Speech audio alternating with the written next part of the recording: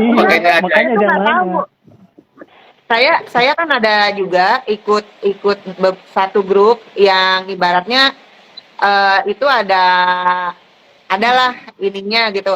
Kalau Om Himawan kan kita bisa dengar, kalau itu dia hanya ini pasang SL di sini itu saya gratis, tapi saya ikut ininya lumayan bayar. Saya maksudnya beli Hmm. RDN dulu dengan 10 juta gitu. Ya udah, tapi dari situ saya agak bingung. Di sini cut loss, di sini saya pusing, ya udah akhirnya ya cocok di Om Himawan, jadi saya ikutin yang situ aja. Terus kalau saya udah nggak ada duitnya, udah saya diem aja dulu, nggak belanja. Iya, Kadang saya iya, gatel iya. gitu pengen nambah RDN, tapi saya mikir yang ada kan jadi getol belanja ya. Bukannya karena kebanyakan duit, saya mikir, oh mas saya masih ada uang gitu. Karena kan kadang mungkin, mohon maaf bukan ada yang trading for living, kalau saya bukan ngatain yang gimana, karena saya lebih kayak biar uangnya nggak termakan inflasi gitu. Ada rezeki alhamdulillah. Gitu. Iya, iya, iya. Iya. Ini jadi salah satu tipikal trading yang memang santuy ya teman-teman. Bu Mika ini memanfaatkan waktu luangnya yang mungkin hanya sedikit di hari-harinya bisa memanfaatkan untuk trading. Bahkan beliau itu dengan kapasitas pekerjaan yang cukup banyak ya menurut saya. Dan itu logi cuan pun masih bisa diandalkan untuk mendapatkan cuan walaupun memang berbeda-beda tuh untuk cuannya masing-masing. Nah, Bu Mika sendiri untuk saat ini masih aktif ya Bu ya untuk trading harian ya Bu ya? Masih masih masih aktif. Setiap hari tuh ada aja. Pokoknya saya kalau jam 9 udah ngeliat dulu mana yang hijau ya saya jual. Ntar kalau kalau ibaratnya saya getol di situ saya beli-beli mulu malah saya minus gitu. Udah kayaknya udah yang penting jual dulu. Nanti kalau saya udah nyantai, saya udah bisa duduk tenang, udah bisa selonjoran, sambil selonjoran itu trading sambil tiduran Wah, kan. luar Iya. biasa. Kadang saya ntar Luar biasa. kadang kalau udah sesi 2, saat saya jemput anak saya yang kecil sekolah yang SD kelas 6 sampai parkiran kan saya tinggal nunggu anaknya, saya udah WA security-nya, saya nunggu di parkiran. Ya udah tuh saya buka lagi. Oh, hijau nih jual gitu. Oke, Hmm. Gitu berarti lebih ibu, lebih ke ibu misalnya pada hari itu ada cuan atau ada TP di beberapa emiten, ibu punya berarti ya membeli kembali ya untuk mendengarkan live trading ya bu ya. iya. Jadi saya beli ya yang Om ini aja. Tapi kalau saya bilang, oh jadi kadang eh di RDN ini ada sisa uang nih. Jadi saya beli di situ gitu. Di sini ini. Jadi kadang kalau misalnya saya suka cerita kan ke suami saya kan nggak ini perhatiin, saya bilang hari ini kamu dapat cuan berapa? Kenapa nggak gedein di situ? Gila digedein malah nggak nih. Saya bilang, ya udah sambil ini aja Nah, gitu. iya, iya. Nah, itu yang Jadi kemarin kita saya diskusikan ya, Bu ya.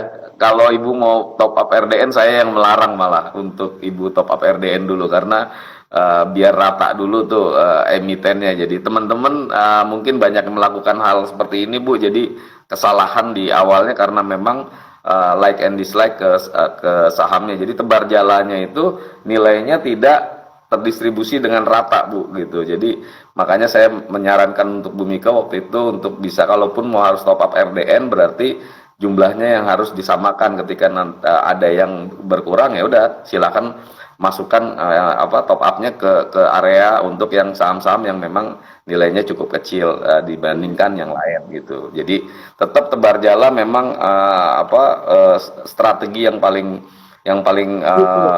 sederhana dan paling aman.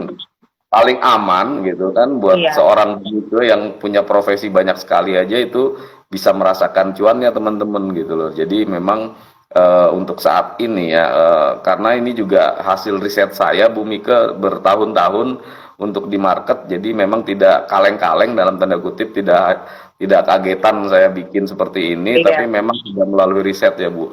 Saya dari tahun 2012 melakukan riset ini dan jadilah ini yang namanya tebar jala di Logi Cuan gitu. Silakan Bro Alan kalau ada pertanyaan lagi. Siap Om. Nah, ada pertanyaan lagi nih. Bu Mika pertama kali kenal saham sejak tahun berapa? Dan mentornya siapa? Ya itu saya pertama kalinya bulan Januari kemarin dari YouTube. Karena kan ibaratnya saya tahu tentang investasi reksadana itu dari tahun 2008 apa ya? 2011. Nah, pas saat suami kan saya mikirnya bukan orang yang nggak pedulian mungkin karena mikirnya uangnya atau uang kecil-kecil di beberapa reksadana. Terus saya belum pakai daripada uangnya kepake ibaratnya uang-uang ngopi-ngopi gitu daripada kepake daripada arisan kan malah ini mendingan saya mikirnya taruh di reksadana. Nah pas saya cek kok perasaan duitnya malah malah Berkurang. berkurang gitu dan saya tadinya kan pakai reksadana yang di beberapa sekuritas. Akhirnya saya coba punya juga bibit. Nah, saya bandingkan dengan saya beli reksadana sama saham sendiri. Sampai sekarang reksadana yang saya beli dari bulan Januari itu minus. Ya karena kan saya karena kan dia reksadana sahamnya dengan berbagai emiten kan. Sekarang semuanya lagi minus. Saya sampai mikir tahu gitu kan semuanya kalau nggak tahu gitu ya kalau saham tahu gitu mendingan saya jalanin satu yang maksudnya kita jalanin aktif sendiri sahamnya yang kita ngerti gitu. Nah nggak enaknya juga kalau reksadana saat kita lagi plus terus dia nggak bisa jual real time karena kan ngikutin pasar saat hari itu jam 1 tapi nungguin malam dulu. Jadi saya nggak tahu nih gue sekarang cuan atau ini. Jadi saya mikir, oh tahu mendingan ditaruh di saham langsung dong kalau gitu daripada ke reksadana saham. Nah yang reksadana saham saya itu sampai sekarang masih minus. Ya tapi kan saya sayang karena udah dari setahun saya tunggu-tunggu kan sempat plus, sempat lumayan cuan gede itu sebelum Lebaran. Nah pas habis Lebaran bulan Mei kan langsung anjlok tuh. Nah dari situ belum balik-balik duitnya gitu loh. Iya. Jadi Ibu lebih prefer untuk dimainkan sendiri ya Bu ya sekarang ya daripada ditaruh di berarti enakan main sendiri dong. Naruh di sini aja yang ibaratnya kayak kemarin yang agak kalau yang kecil-kecil kan ada kayak Temas, Pegas, Om bilang kan swing kan, Bumi itu ya saya udah bolak-balik jadi kayak Om bilang beli Bumi, ya udah kadang saya dapat di harga segini. Nah itu di beberapa RDN. Memang saya jarang untuk kalau beli supaya turun itu namanya apa Om? Average down.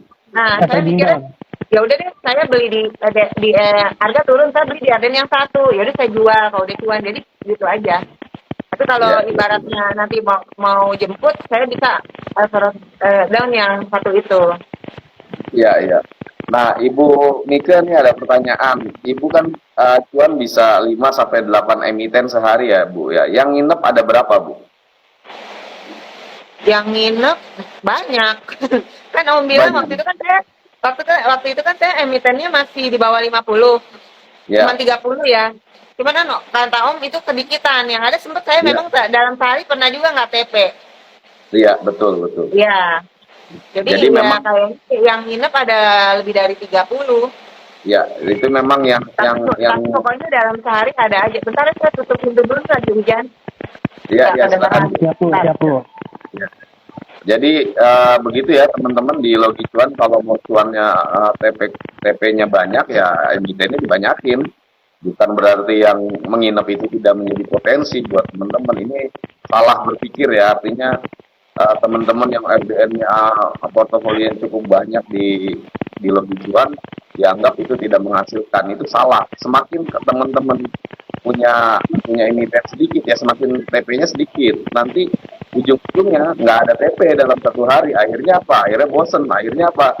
Akhirnya tidak mau trading lagi karena memang emitennya cukup sedikit karena kita memilih-milih tuh dan jumlahnya juga besarnya juga lebih besar biasanya ketika kita suka sama saham tertentu gitu. Nah ini ada pertanyaan Bu, berarti Ibu sering cut loss nggak Bu? Kelihatannya tidak kayaknya kalau Ibu.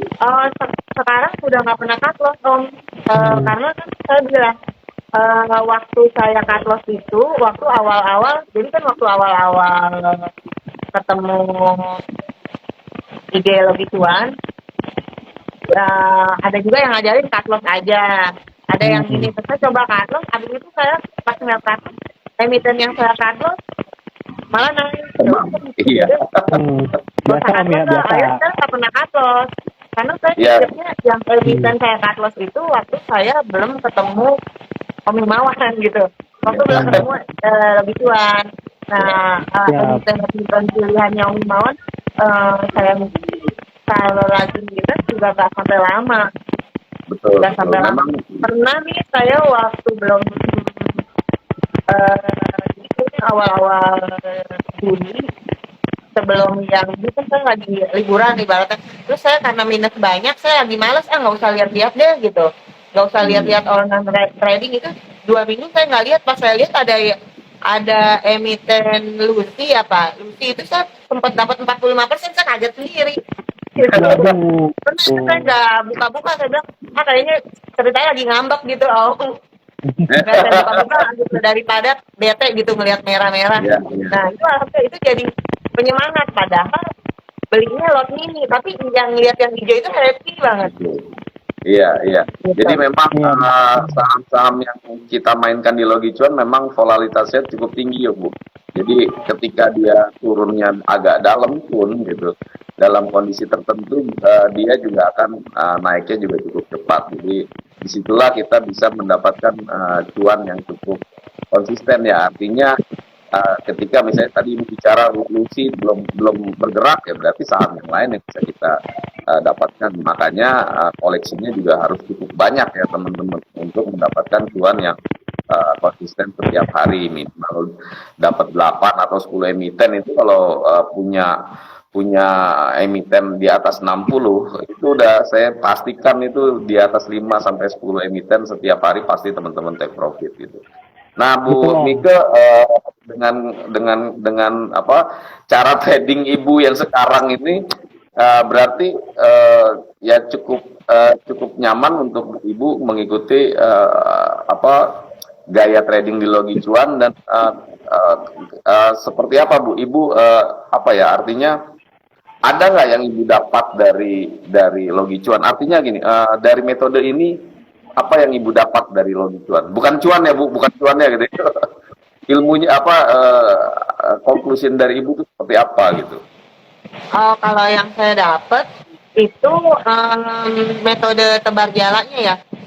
Tebar jala, Ya. yang namanya ngejaring kan kita banyak gitu, ya udah yang dapat itu gitu.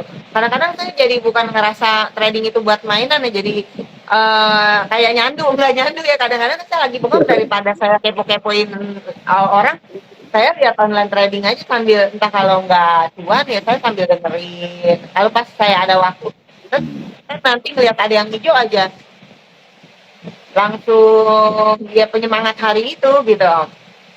Iya. Berarti satu cuan aja udah cukup ini ya Bu ya, membuat semangat kita ya dalam trading ya. Iya. Nah itu konsep di Logi Cuan sebenarnya seperti itu Bu, daripada kita juga manyun aja dalam tanda kutip nggak dapat cuan sama sekali gitu kan, cuma berharap-harap, malah keinginan kita untuk menyetir market, wah ini saham saya harus sekian persen, harus di angka sekian. Nah inilah sebenarnya yang dimainkan di Logi Cuan Bu. Jadi artinya kita trading itu santai Bu, kita trading itu tidak deg-degan, kita mendistribusikan resiko kita Bu. Ibu punya uang 100 juta, kalau taruh di 2 saham, ketika minus 10% aja udah pusing tuh Bu. Tapi di Logi Cuan, iya betul, ketika itu di Logi Cuan kita main banyak, 1% minusnya 20 hanya 200.000 dari 200 juta gitu kan. Ini kan 100 juta, jadi kan ini membuat kita lebih nyaman di dunia di market ya, untuk dapat sustain lebih lama lagi di market gitu. Silakan Bro Alan kalau masih ada pertanyaan. Nah, ada nih Bu, pertanyaannya, TP berapa persen minimalnya?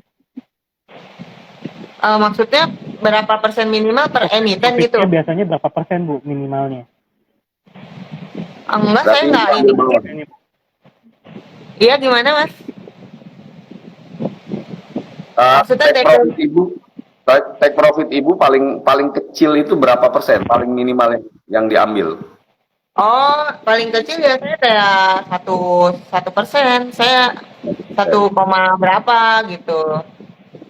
Oke, itu udah Kalau cukup lah misalnya ya Bu. masih kalau misalnya 0,0, saya pikir sayang ya. Jadi saya tungguin aja.